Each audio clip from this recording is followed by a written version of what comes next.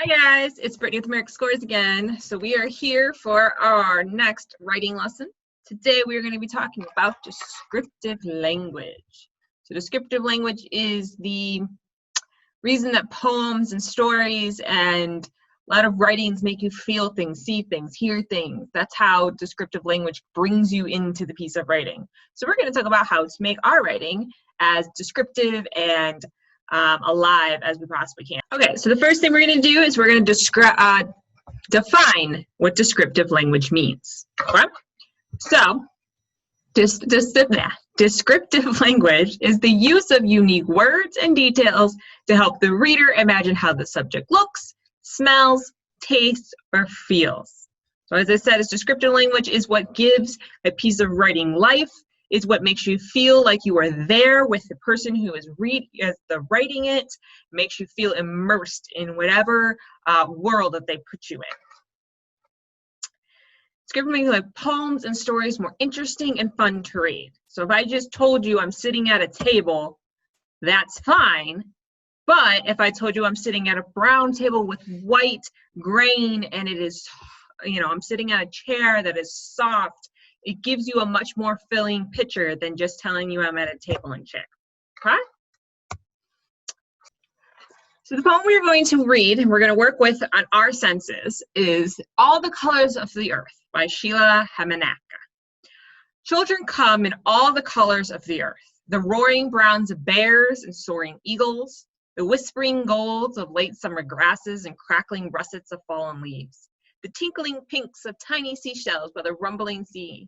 Children come with hair like bouncy lambs, or hair that flows like water, or hair that curls like cats in snoozy cat colors. Children come in all the colors of love and endless shades of you and me.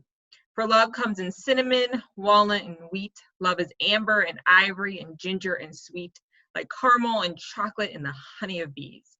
Dark as leopard spots, light as sand, children buzz with laughter that kisses our land. With sunlight like butterflies, happy and free. Children come in all the colors of the earth and sky and sea. You're recording, right? Yeah, okay. Okay, so that is that poem. There's a lot of different descriptions in that poem. There's a lot of different ways you can see what the author's talking about. So what we're going to do is we're going to go through some of our senses. We're going to pick out the pieces in the poem that work with those senses. So the first sense we have is sight. So what do we see? What can we see in this poem? So I just picked out a few. You might see more as you were reading.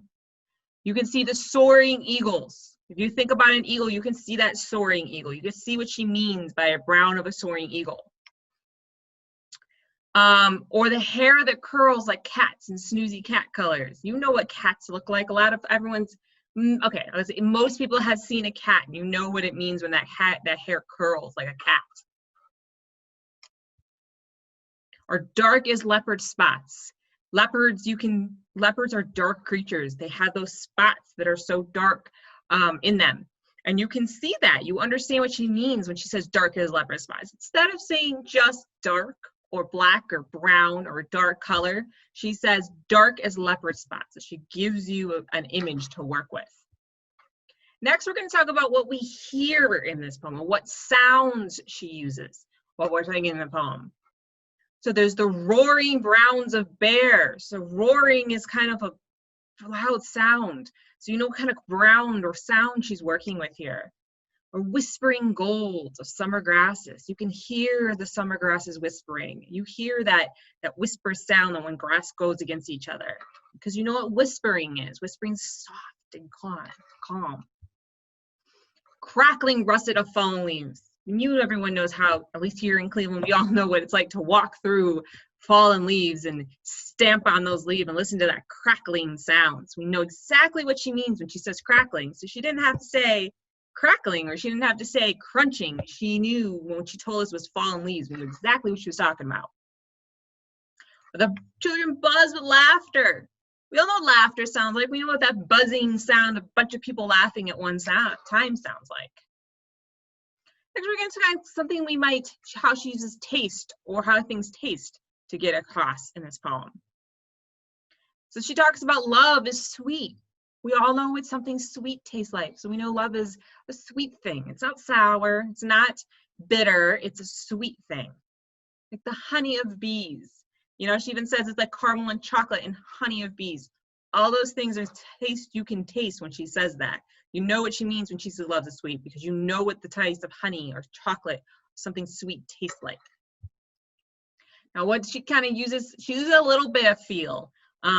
Here she talks about the flow, hair flows like water. You can feel that flow of water. You know what she means when hair flows like water. Not only do you know what it looks like when flowing water, but you know what that feeling of flowing water. So you know what that hair feels like. Just like you might know what the bouncing baby lamb's kind of hair looks like. This one you know how it looks like, maybe even feels like. So it's how some senses can be used to describe something in this poem. She uses a lot of different senses, a lot of different ways to make sure that you use your senses to really be there when she's talking about this. So now what we're going to do is we're going to create our own magical worlds. And to do this, we're going to use our 5 senses, okay? So what I want you to do is I want you to find a sheet of paper or somewhere you can write something down, or if it's on a computer, whatever is easiest for you to write things down. So first you're going to do is you're going to think about sight. So what can you see in your world? So what do you see in this world? What is there to, what do you want the reader to see when you talk about your world? What can you hear in your world? What are the sounds that are out in your world? If I was writing about my world right now and the world I'm currently sitting in, I can hear the drone of a lawnmower. You know, that's a sound I hear, and I can say that. I can hear the grinding drone of the lawnmower as it cuts the grass. So my reader knows that sound.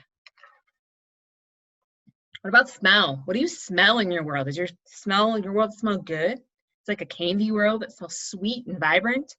Is it somewhere that's darker, that maybe it's like a cave, so maybe it's musty? What does it smell like? Is it like outside? Is it naturey? What does your world smell like? What can you taste in your world? What different things taste like? Do foods taste differently? Is this a world that's made out of food? So do all like buildings taste like food? If you've got a pizza world, does it taste like pizza? What can you taste in your world, and what does your world taste like? Depending on what kind of world you're building. And then what can you feel in this world?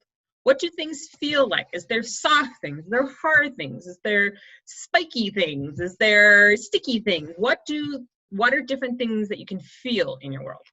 So what I want you to do is I want to take you a minute. I want you to pause the video. I want you to think really hard and kind of think for a second and think about what you want your magical world to be like. And then I want you to do this. Write down on your paper, what do you see? What do you hear? What can it smell like? What do things taste like? What do things feel like? And make just lists of those for now. And then come back and we will go further from there.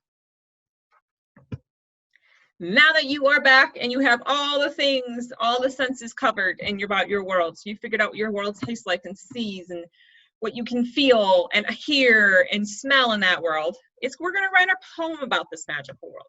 Again, this world can be anything, any type of world that you want it to be. So what you're going to do is take all those things you just wrote about in your senses and write a poem. It can be as long as you want. It can be rhyming. It doesn't have to be. Just tell me about your world. Put me there. Put the reader there. Either, you can tell me an incident that happened in the world. You can just describe the world. You can maybe describe the people or the places in the world. However you want to tell me about your magical world in your poem is fantastic. Just use as many descriptive words as you can. So instead of telling me that something is brown, try to think of what kind of brown. Is it a dark brown? Is it a light brown? Or something that's saying it's soft. Is it soft like a lamb or soft like a blanket? So that way you can give me things to work with. So everyone can have those different things and different descriptions to help them really be placed inside that magical world. So once you have completed and written your awesome magical world poem, we want to see it and we want to hear it and we want to read it. So what I want you to do is I want you to go on flipgrid.com and I want you to put in the code where it says enter your grid code, writing poems. This is where you're going to share your poems with us. Find the topic inside there that says descriptive language and submit your poem. show us a video of it if you want. We can take the selfie option so you can take a picture of the poem if you don't want to show it to us. And you will earn points. So as we have been doing, what you'll do is you'll earn a point for submitting your poem. We will be keeping track. You will earn patches depending on how many points you earn. If you earn all three patches, you will earn a prize at the end of the summer. So make sure you are thinking of that beautiful, awesome, magical, fantastic world. Write your poem and share with us on Flipkart, and we cannot wait to see them. Okay? Have a great day, guys, and I will see you next time.